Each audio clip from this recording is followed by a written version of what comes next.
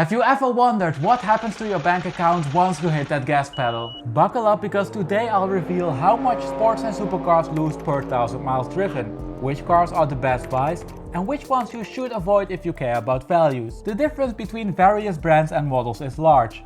Some lose up to 5%, while others are insensitive to changes in the mileage. Now, owning a sports or supercar will usually cost you a decent amount of money. If maintenance is not draining your bank account, depreciation is nibbling away your wealth. You could buy a car for which prices are increasing. Many people experience these increasing values in 2021 and 2022. But even if the value of the car is going up, you still end up with a loss if you drive it a lot. The depreciation of a car can be split into two components: the depreciation per year and the depreciation per 1000 miles driven. And think of the first one as the effect of time. If you were to buy a new car and never drive it, it would still lose value, simply because it's getting older. The second component, the depreciation per 1000 miles driven, of course refers to the value loss due to the mileage that you add. If you were to buy a new car and add a lot of miles, in let's say 2 weeks, it would depreciate due to the mileage that you added. Both of these components affect the value of a car in the same non-linear way. I think most of you are familiar with this typical depreciation curve. Depreciation is high when the car is new, but decreases gradually when the car ages. For an older car, one extra year doesn't harm the value so much, and neither do a few thousand miles extra. But there are of course exceptions to these rules. When the scarcity of a car increases due to decrease in supply or increasing demand, values might go up. This happened during the pandemic, but can also occur on a smaller scale. Porsche GT cars, for example, tend to increase after their introduction, but usually start to follow a traditional depreciation trajectory after the initial rise. Now in this video, we'll focus on the depreciation per 1000 miles driven. The mileage of course has a very large effect to the value of a car. It can be even so large that it offsets any value increase that might be visible in the rest of the market. Moreover, there are large differences between the various brands and models, and you probably want to purchase something that keeps its value well. Now if you're on the hunt for your next car, you should definitely check out Sotheby's Motorsport, a new online auction platform for vehicles priced between $100,000 and approximately $1 million. At the moment you can bid, for example, on this Aston Martin Vanquish S, or this low mileage one owner Aventador SV Roadster. Is wafting more your thing? Have a look at this 2023 Rolls-Royce Ghost, a demo car with over $60,000 in optional equipment. These are all serious cars offered by a serious player. Sotheby's Motorsport is different from other online auctions because they leverage their experience with in-person auctions to take away all worries that come along with high-value online auctions. They can help you with financing, transportation, and also assist in case of remedies. But that's not all. Third-party inspections on listed cars are the rule, not the exception. If you navigate to the auction page of the Aston Martin Vanquish and click over here, you can view the complete third-party pre-purchase inspection report. Register as a bidder at sotheby'smotorsport.com and start bidding. Let's dive now into the data and figure out which cars lose the most when you add mileage and which ones the least. Over here we have an overview of the depreciation per 1000 miles driven for most cars that I cover on my channel. The age is displayed on the horizontal axis and the relative loss compared to the car's value on the vertical axis. Now this concerns the US market only, and based on some initial analysis, I found that there can be differences between Europe and the US, but I need some more time to confirm those initial conclusions. Now looking at the relationship between the age and the average loss per 1000 miles, we can see that new cars lose the most, but that the loss quickly decreases when a car ages. At approximately 5 years, the average loss settles at minus 0.7%. So for a car that has a worth of $100,000, an increase of 1000 miles means a value reduction of $700. Splitting the graph by age groups highlights the depreciation differences. In the first 2 years, the depreciation per 1000 miles decreases most rapidly, followed by the years 2 to 5. After 5 years, the trend is relatively stable. However, the trend doesn't tell the full story. For every trend you can see that there are cars that lost less or more than the typical rate in the age group. And if you care about the value development of your car, you of course want to pick a car that falls above the trend line. It could mean losing only 0.3% every 1000 miles for a relatively new car versus losing 4%. And on a car of $100,000, this means losing $300 or $4,000. So which cars lose the most and which ones the least? Let's have a look at every age category. We start with the newest cars. Oh, and before I forget, I of course cannot cover every single data point in the graph. So if I skip the car you're most interested in, comment the name of the car down below in the comment section and I will try to reply to you with the respective rate. If we zoom into the cars from the youngest segment and add the mileage to the horizontal axis, we can see that the cars in this age group lose on average 1% per 1,000 miles driven. The big hits are then also taken by the cars with less than 4,000 miles. Looking at the individual cars, we can see that the BMW M4 CSL falls on the wrong side of the trend line. Looking at the depreciation curve, we can see that at the moment it loses on average 5.1% or $7,600 per 1,000 miles driven. Now there's a significant price difference between the cars with less than 500 miles and the cars with 1,500 miles. And it's important to interpret the depreciation rate of 5.1% as an average number. As you can see, the curve clearly flattens when the mileage increases. Second, it's important to interpret it as an estimation, meaning that it has an error in it. You can see from the confidence interval that the uncertainty in the estimate increases for the high mileage cars. There's simply not enough of them for sale to get a good estimate. Let's have a look at some other cars with high depreciation rates. Arturas lose on average 2.5% and NSX Type S's on average 2.7%. But the uncertainty is still high for these estimates as the mileage is low and the market small. Also the MC20 falls right on the trend line. It previously made it into a video about the cars that are depreciating the quickest, so it's no surprise that it doesn't fall above the trend line. The cars are still highly sensitive to mileage increases. On average, they lose 1.9% per 1,000 miles driven, and this amounts to roughly $5,000. The MC20 numbers are on par with the 2.1% in the Huracan Technica market. It's unlikely though that this number remains to be so high. The rear-wheel drive Evo Coupe drops at the rate of minus 0.9% per 1,000 miles driven. Looking at the actual curve, we can see that the number starts to decrease slowly after roughly 5,000 miles. Sticking with Lamborghini, we can see that the Euros Performante clearly falls below the trend line at 3.2%, but the market for these is still small. So we need a bit more data to increase the certainty that is attached to this number. The Euros S market is a bit more established and shows a loss of 1.2% per 1,000 miles driven. So what cars fall above the trend line? Surprisingly, we find the SF90 at minus 0.77%. Looking at the trend, we can see that the price range is enormous. A large part of this is due to the difference in spec level, but it's irrelevant for now. Look for example at the bottom of the market. We can see that $600,000 is currently the price minimum across all mileages. In other words, mileage is not yet such a big factor for the price. Also the F8s do relatively well. Spiders lose approximately 0.9% per 1,000 miles driven, and for the coupes this is 1%. But what car belongs to this point over here? It's close to 0%. Well, it might come as a surprise, but it's the 765 LT Coupe. Looking at the trend, we can see that mileage plays no role in the price setting. Cars with 1,000 and 6,000 miles go for approximately the same money. If we focus more on the right hand side of the graph, we can see that things quickly converge. The majority of the cars lose approximately 1% per 1,000 miles driven. The McLaren GT sticks out here at a rate of minus 1.5%. The V8 Vantage Roadster at minus 1.3% and, surprisingly, also the 4-liter Cayman GTS at minus 1.4%.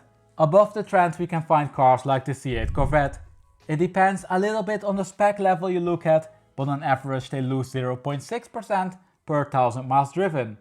But also the GR86 is doing extremely well at a rate of minus 0.4%. Looking at the mileage to price relationship, we can see that $30,000 is still a relatively good market bottom. Some cars are priced below, but it could be private sellers. So we covered now the cars in the age group 0 to 2 years.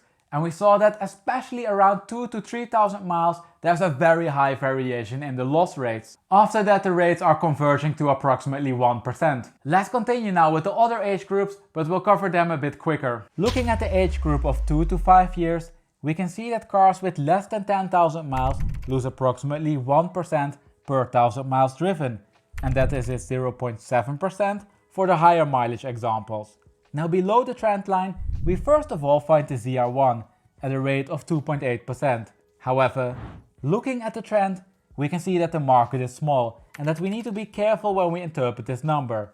Yet, it appears to be on the high side. Now moving to the right hand side, we can see a group of cars at approximately 10,000 miles that falls below the trend line. These are the McLaren 600 LT, Huracan Performante Spider, Taycan Turbo S and GTC4 Lusso. Perhaps not a surprising result. Moving even further to the right, we can find the latest generation Panamera and Panamera Turbo S at rates of approximately 1.1%. Also, not a very surprising result.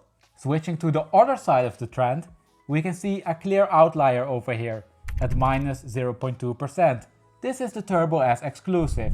Cars with 2 and 14,000 miles are priced approximately the same, but the uncertainty in this number is quite high due to the small market. Moving to the right, we find the Audi R8 V10 Performance. A surprising result. Looking at the depreciation curve, we can see a relatively stable price development up until roughly 10,000 miles. After that, prices start to drop under $189,000 and the highest mileage example even dropped to $166,000. Based on this one example, the current rate is an underestimation, but more data is needed to confirm it. Positioned closely to the R8, we find the 718 Boxster GTS at a rate of minus 0.5%. Again, we can see that the mileage has a relatively small influence on the price. Cars hover between $75,000 and $80,000 up until roughly 15,000 miles. Continuing even further to the right, we find cars like the Mustang Bullitt at minus 0.4%, the F-Type P340 and P380, the 911-2 Carrera GTS, and the previous generation M2 and M4 Competition. Let's continue with the next age group, the cars between 5 and 9 years. As you can see from the overview graph, the difference to the previous group is much smaller than the difference between the first and the second group. Zooming into the cars with an age between 5 and 9 years, we can see that most of them lost approximately 0.6% per 1,000 miles driven. Starting again at the cars below the trend line, we find the SLS AMG GT at minus 3.8%, the F12 TDF at minus 3.1% and the 458 Speciale Coupe at minus 2.6%. These are all collectible cars and are therefore sensitive to any mileage increases. A bit further to the right we find the 4.7 liter Vantages and some G-classes. If we transition to the other side of the trend line, we first of all find the 981 Cayman GTS, a highly desirable car and with a rate of minus 0.2%, also one that is insensitive to mileage increases. $68,000 to $70,000 seems to be a firm market bottom, irrespective of the mileage. Also the 981 Boxster Spider and 981 GT4 perform well, at rates of respectively minus 0.3% and minus 0.5%. Now in the high mileage category, we also find the V8 F-Type S. Looking at the trend, we can see a fairly predictable trend between roughly 30 and 70,000 miles. The confidence interval is stable, small, and the cars are dropping at minus 0.34% per 1,000 miles driven.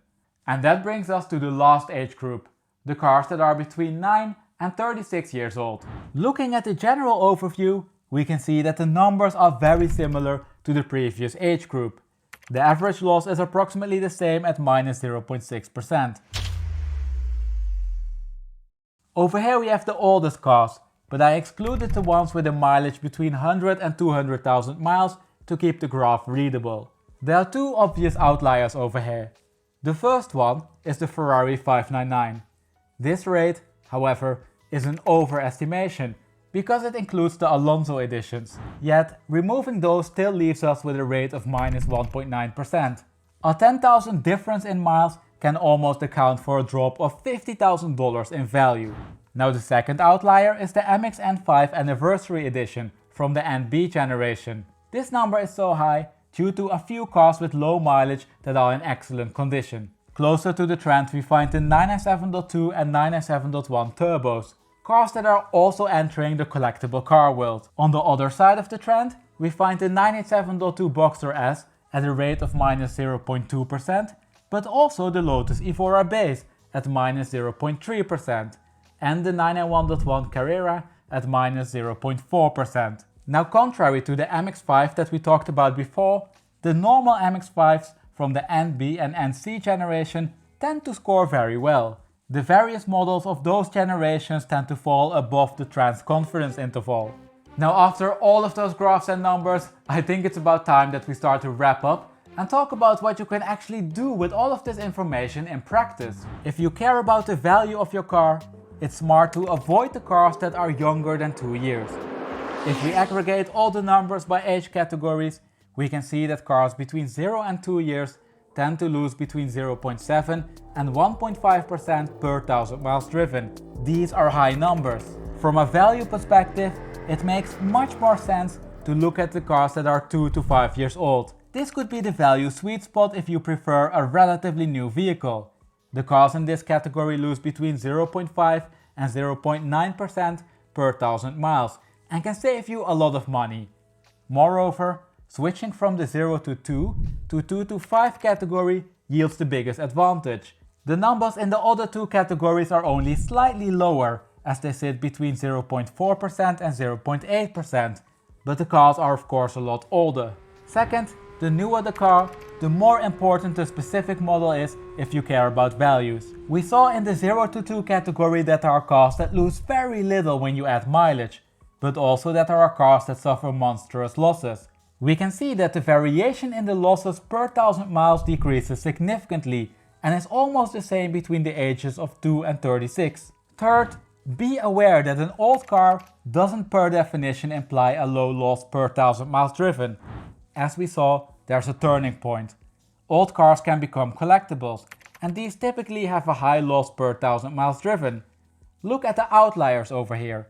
If you want a collectible car and plan to drive it a lot, it makes a lot of sense to avoid the low mileage examples. I know, these three conclusions aren't groundbreaking. If you read through the various forums for sports and supercars, you could deduct these things one way or another. But as you probably figured by now, I like to see things backed up by data. That's why I made this video.